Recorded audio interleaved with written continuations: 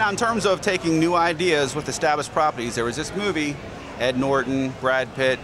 It's coming out now that there's something new coming from the horse involving that movie. I'm going to let you take it from there. Right. It's not the movie per se. The movie was based on a book. It was Chuck Palahniuk's first novel. Fight Club was a crazy novel, really, really innovative novel. And yeah, Fincher made a movie that really skyrocketed and exploded Chuck's career. The novel came out about 20 years ago, and the movie came out not too long after. And Chuck's been really busy and written a lot of books since, and has a couple other movies made.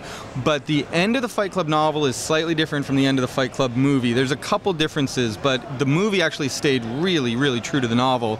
But the end is pretty different, and so we're doing the sequel to the novel. And part of the way that the graphic novel came together was that Chuck was meeting a lot. Chuck lives in Portland, like everybody else in comics, you know. Chuck lives in Portland and was meeting people like Fraction and Kelly Sue and Bendis, and they were encouraging him to do something like this, to do a graphic novel and to do a sequel to Fight Club. He came up with the idea, and it's something that you could never really do as a movie in a lot of ways. But there are scenes, as we've sat and we've gone through the scripts together. Cameron Stewart's drawing it, David Mack is doing covers, and a group of us in Portland. Cameron actually came to live in Portland for 2 months so that we could all get together, go through the scripts, go through the layouts together.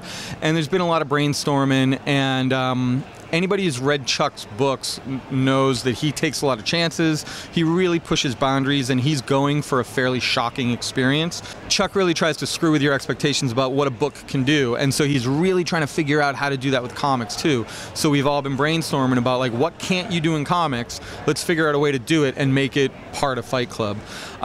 So it's really exciting. I've been lucky enough to be involved with some amazing things over the years, and managing to work this out with Chuck to get him to bring this book to Dark Horse is absolutely, 20 years in, totally a career highlight.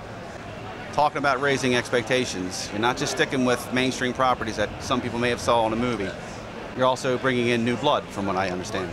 Yeah. One of our big announcements was we've got a new Hellboy series that Mignola's writing with Alex Malev, who's been busy with Marvel for years, but he's doing Hellboy with us. But then we've got all these other creator-owned books. We've got a new thing with Jeff Lemire. We've got stuff with Matt Kint, Brian Wood, a lot of writers that we've been working with for a while. But then, like, Cullen Bunn is doing a new creator-owned book with us. That's his first work with Dark Horse, or his first significant thing. Maybe he's done something short, but it's great to have Cullen doing something here. It's actually with Tyler Crook, who's an artist who's been working pretty much exclusively with us for a while. So it's new blood, old blood, and yeah, we got a lot of new things. Sean Simon, who co-wrote Killjoys with Gerard Way. Sean's got a new creator-owned book called Neverboy that we just announced with the artist Tyler Jenkins. So that's really cool. So we've got a lot of new people that Dark Horse has never worked with before, bringing new things, and we're really trying to build on the successes we've had. You know, being able to do another book with Sean after Killjoys was one of our biggest hits last year. Doing more work with Sean is really important. So yeah, we announced 12 new creator-owned things in the last week, including Joelle Jones is doing a creator-owned book with us where she's co-writing it with Jamie Rich and drawing it herself. She's been doing a book for Oni called Heimdall that's gorgeous and like the best work she's ever done.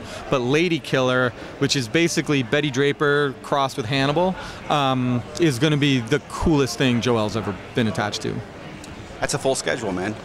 We got a lot going on. Yeah, we get the video game licenses too, but we're trying to stay really healthy in all the categories that are important to us. We've got new manga coming along because manga remains a really big part of what we do. You know, and I think we're really finding how to balance all these different kinds of books in a market that's always changing, like you know.